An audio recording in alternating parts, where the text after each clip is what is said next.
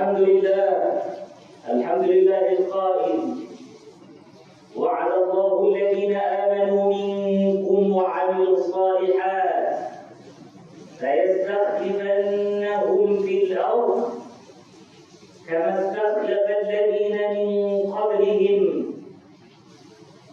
وليمكنن لهم دينهم الذي ارتضى لهم وليبدلنهم من بعد خوفهم أمنا.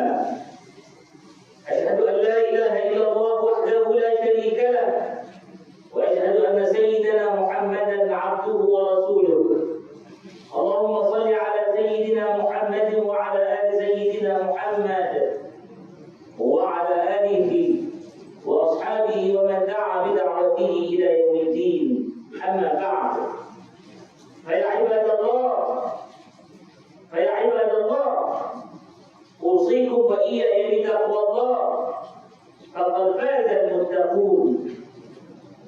قال الله سبحانه وتعالى في كتابه العزيز الكريم بعد أعوذ بالله من الشيطان الرجيم: بسم الله الرحمن الرحيم. يا أيها الذين آمنوا اتقوا الله حق تقاته ولا تموتن إلا وأنتم مسلمون.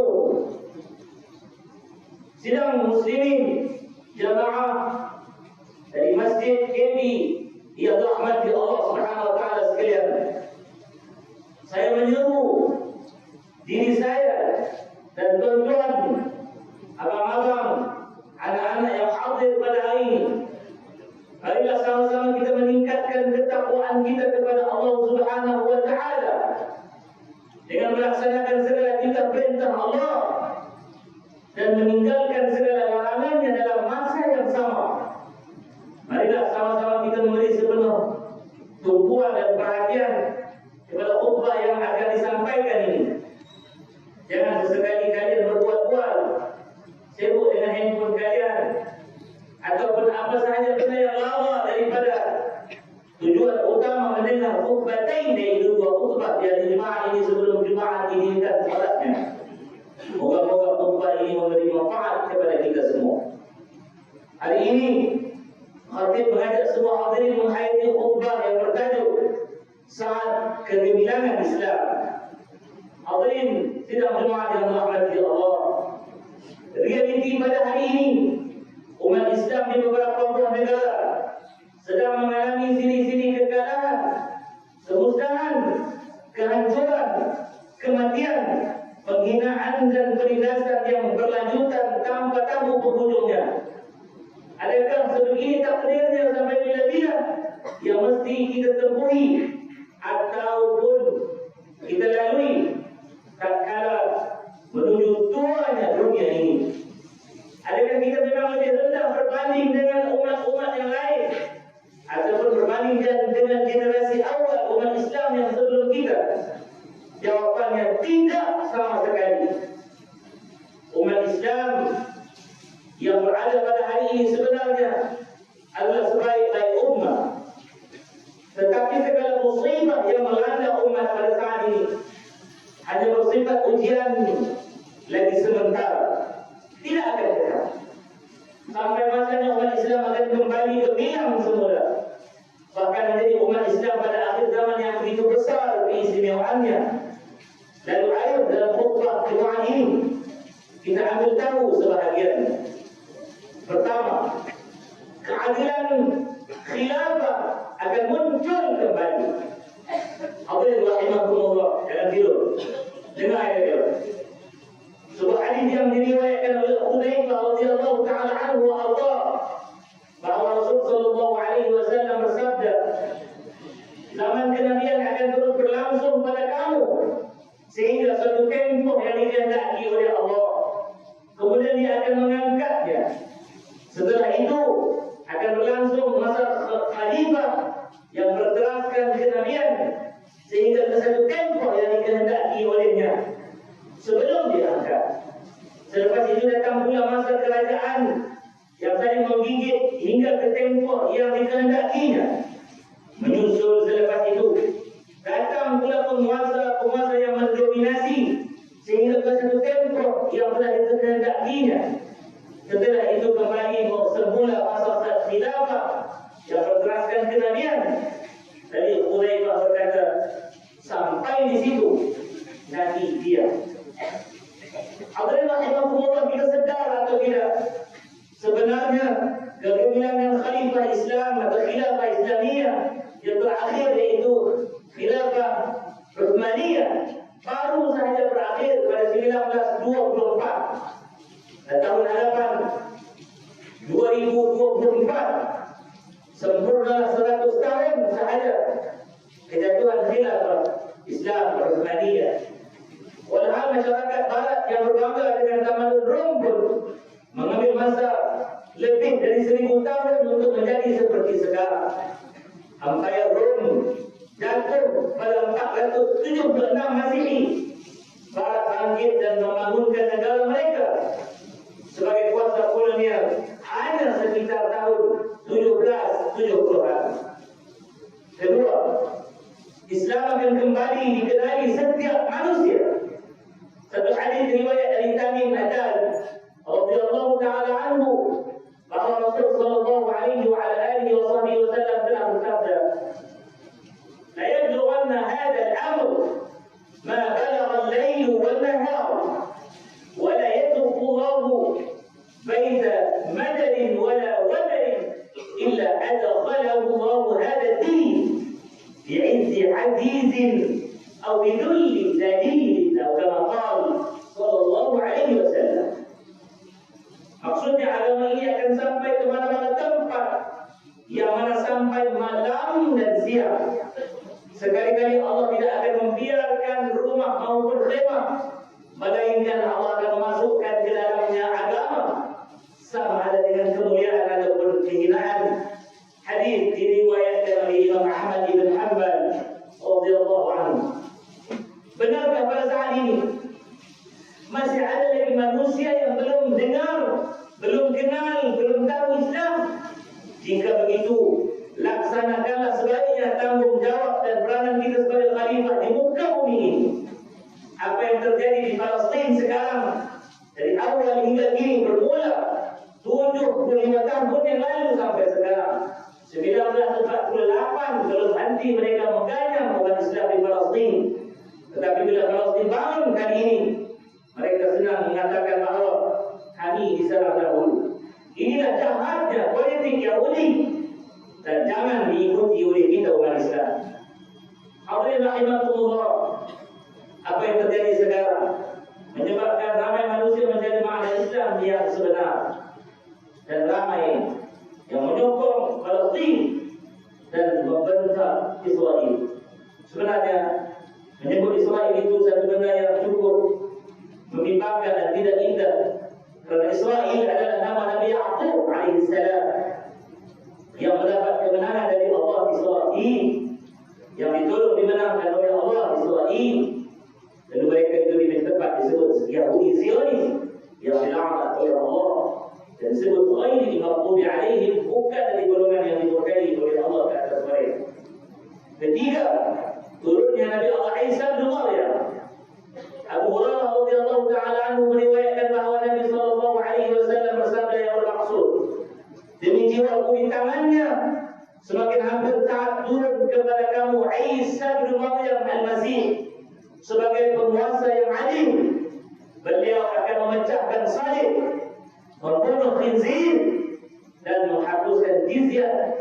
Hadis ini dimuatkan dalam kitab Sahih Imam Bukhari. Hadirin yang dirahmati Allah di Masjid KB ini. Keistimewaan yang keempat, umat Islam menjadi umat yang kaya raya. Hal ini sebagaimana dalam sambungan daripada hadis tentang Nabi Isa turun ke bumi yang diriwayatkan oleh Abu Hurairah radhiyallahu taala anhu, bahawa Nabi sallallahu alaihi wasallam menyambung sabdanya yang bermaksud, harta kekayaan pada ketika itu melimpah ruah sehingga tiada seorang pun yang mengambilnya, kerana masing-masing sudah punya terlalu banyak hartanya, sehingga kan satu sujud lebih baik dari dunia dan seisinya. Riwayat Imam Bukhari. Menurut Qadhi Iyad dalam kitab Syarh Muslim, maksudnya pahala sujud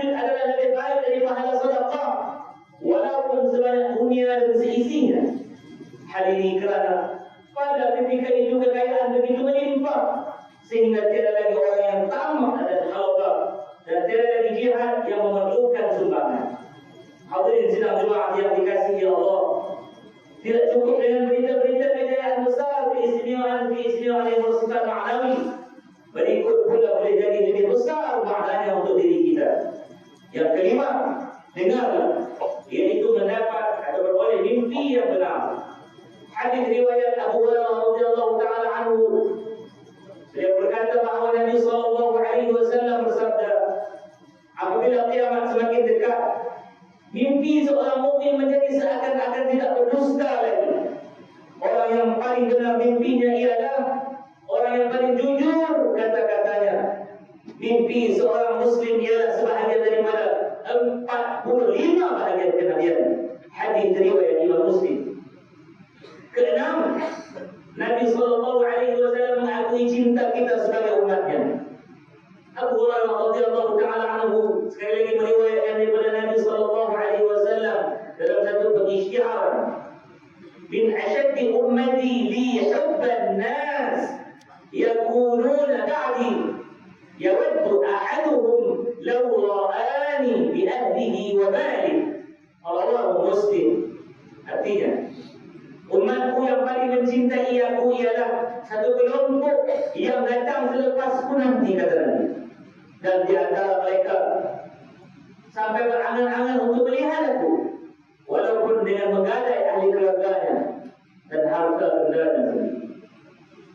Ketujuh, Nabi melindungi kita.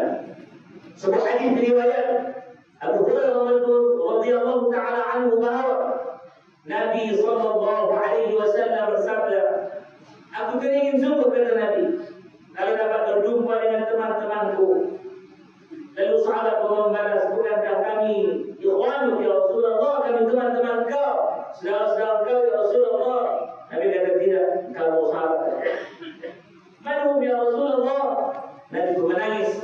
Nabi berkata, temanku ialah mereka yang belum pernah melihat wajahku, tetapi telah beriman dengan aku, dan mereka akan datang selepas kami.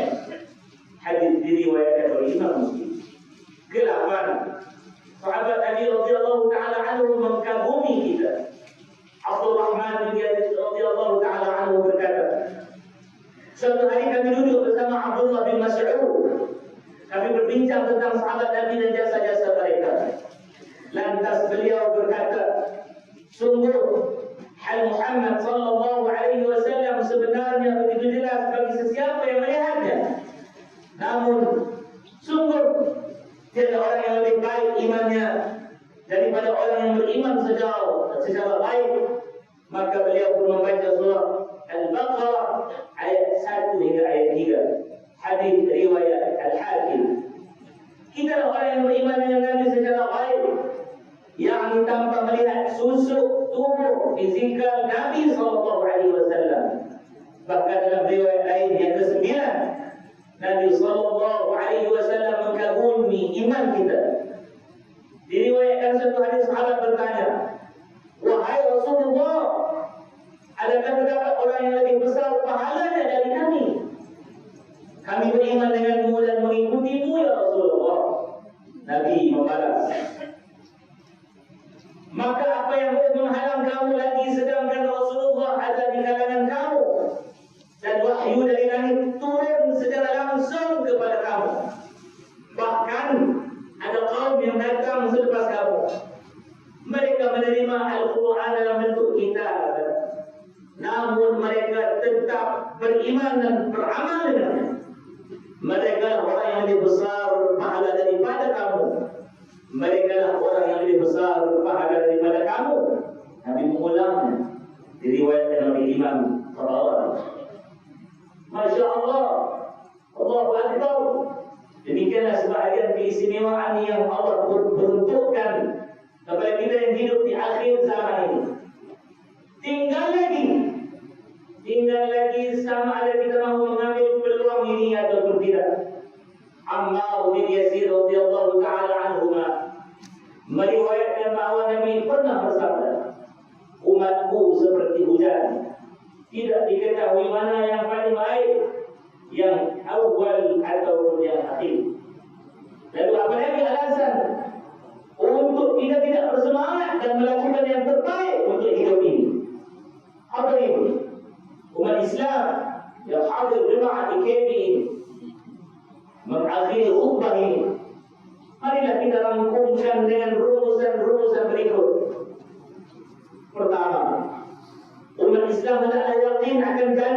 Allah Subhanahu wa Ta'ala, dalam masa yang sama bersabar dan terus menuntut ilmu. Carilah dari guru-guru yang mursyid, yang benar dan sahih, melakukan amal saleh dan jangan terlibat dengan perkara yang membawa fitnah. Kedua, sebagai umat Islam, berpeganglah dengan akidah dan keyakinan yang benar, bersyariat dengan syariat yang betul, berakhlak dengan akhlak mulia dalam kepelbagaian dan cabaran semasa dan mendatang. Ketiga, jadikanlah diri kita sentiasa takutkan Allah Subhanahu wa Ta'ala. Dalam masa yang sama, ar-raja, yaitu sentiasa mengharapkan kepadanya redha demi kejayaan di dunia dan hari pembalasan di akhirat kelak. A'udzu billahi minasyaitonir rajim. Bismillahirrahmanirrahim. Wa wassa biha Ibrahim banihi wa Yaqub ya bani inna Allaha astafa lakum-ud-din fala tamutunna illa wa antum muslimun. Dan ingatlah ketika Nabi Ibrahim pun berwasiat kepada dengan nama agama itu kepada anak-anaknya. Begitu juga mewasiatkan kepada cucunya Yaqub dan berwasiat kepada anak-anaknya. Katanya, wahai anak-anakku, sesungguhnya Allah telah memilih agama Islam ini menjadi ikutan kamu. Maka janganlah sekali-kali kamu mati, melainkan matimu dalam keadaan Islam. Suratul Baqarah ayat 132. Barakallahu li wa lakum bil Qur'anil 'azim wa nafa'ani wa iyyakum bima fihi min al-ayati wa dhikril hakim wa taqabbala Allahu minni wa minkum tilawatahu innahu huwas sami'ul 'alim. Aqulu qawli hadha wa astaghfirullahal 'azim li wa lakum wa li sairil mu'minina wal mu'minat wal muslimina wal muslimat. Astaghfiruh فإنه هو الغفور الرحيم.